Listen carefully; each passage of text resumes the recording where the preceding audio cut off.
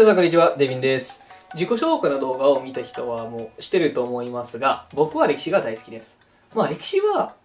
教科書の中で読む文章とかだけでなく、昔の人の文化や芸術、そして生活なので、本当の歴史的な資料に触れたら分かりやすくなり、誰でも楽しむことができると思います。昔の人も同じ人間ですので、現代の人でも、おしゃれだねと思えるものがいっぱいあるはずで、歴史を学ぶことだと思うより楽しむことだと思ったらいいと思います。それでは今日は浮世絵を紹介したいと思います。皆さんは浮世絵のことをご存知だと思いますが、新しい目で見たら、その魅力が再発見できると信じてます。それでは、始めましょう。まずは浮世絵の意味と歴史についてちょっと話したいと思います。浮世絵とは浮世をテーマとして描かれた絵ということですね。で、その浮世っていう言葉はもともと仏教の用語でちょっと悲しい世の中という意味があったんですけど、時代が下り江戸時代になったら悲しい世の中じゃなくて楽しい世の中と、思ってる人が増えてきて、その意味がちょっと変わりましたね。で、その浮世絵はもともと主に役者と友情とかを描いた絵が多かったんですけど、その描き方が人気になったら、もっと広がって風景画とか歴史をテーマとした武者絵とかも誕生してきて、現代の人がしてる浮世絵の形になりました。で、浮世絵とは木版画だけじゃなくて肉筆画もありますね。ただ木版画の方は、圧倒的に多くて、ちょっとその浮世絵イコール木版画っていう印象が強いと思います。で、ちなみに木版画は庶民向けで、当時、江戸時代当時、木版画を買おうとすれば、高いやつと言っても1000円とか2000円とかしかしなかったみたいなので、超高級な、芸術ではなくて、気軽にいいねと思ったら買えるものだったんですので、あくまでね、庶民の文化ですね。で、今日みんなに見せたいジャンルは、まず美人画ですね。で、その次は風景画。で、その次役者絵。で、その次最後に武者絵を、紹介したいと思います。はい、では見てみましょう。まずは美人画ですね。で、これは北川歌麿さんという人が描いた絵ですね。右側を見ると、歌麿って書いてあるのが見えると思います。で、これは吉原にわか祭りの様子を描いた絵ですね。で、吉原にわか祭りは、吉原で、やってた祭りで、その中で芸者が、普段着ない服を着て踊ったりすることがあります。で、この絵にいる、3人の芸者は、まず一番上の方は、茶筅売りの服装を着てますね。で、茶筅売りっていう人は、茶筅を持って街を歩いて、その茶筅を売ってました。で、右側にいるのは、黒霧という、黒霧っていう人は薪を売ってました。で、一番下にいるのは、祭門という、祭門とは神社の祭りで縁起をやってた人ですね。で、この3人は普通にこの服を着たり、この仕事を、したりしてるわけはないんですけど、ただ祭りのために面白い服装を着て、踊ったりして、来る人を喜ばせてたんですね。で、これは大首絵という描き方で、大首絵とは顔と上半身だけを描いた絵ですね。これは歌川国芳が描いた浮世絵ですね。で、右下を見ると国芳が描いてあります。で、その上を見てみたら日光恨み滝って書いてあって、で、恨み滝は、今でも日光にある滝で、江戸時代でも日光は結構有名な観光地で、日光の中の観光地で、この恨み滝っていうところは結構人気ありました。で、なんで恨み滝というかは、もちろんこの道が滝の裏を通ってるので、滝の裏が見えるというところですね。で、これは、珍しくて、江戸時代でも珍しくて、今でも珍しいと思いますので、とても人気でした。松尾芭蕉とかでも、ここに来ましたね。で、これは国吉だけじゃなくて、他の浮世絵師、歌川広重とかも、書いてたんで、結構知られてたところだと思いますね。これは特に、インパクトが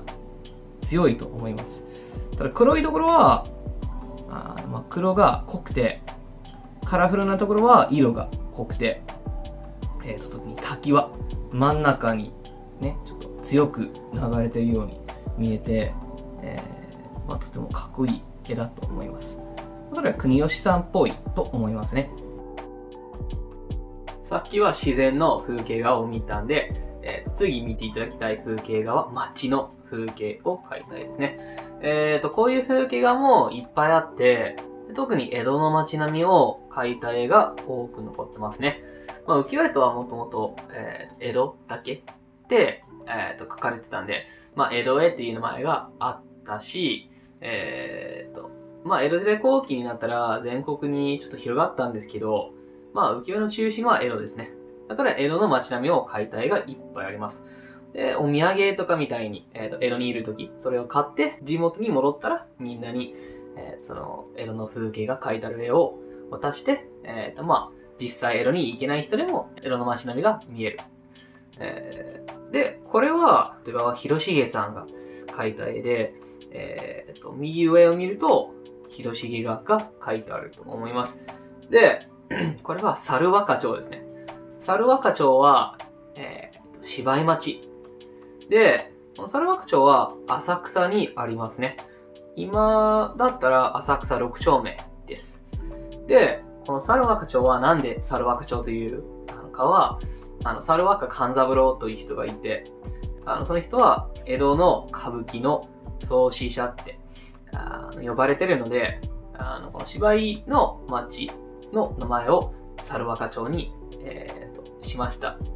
ていうことが思われてます。で、特に右側と左側を見たら、芝居小屋がいっぱい並んでて、もう一つ面白いところは、これね、秋の夜ですね。上を見ると満月があって、秋と満月の、つながりがあるんですね。で、空の色もとても綺麗だと思います。一番高いところと低いところは結構色が濃くて、で、その間はちょっとね、色が薄くなって、とても綺麗な色だと思います。芝居町の様子を見たので、次はこの役者絵を見てみたいと思います。この絵を描いたのは歌川国吉さんですね。さっきの日光の恨みの滝の、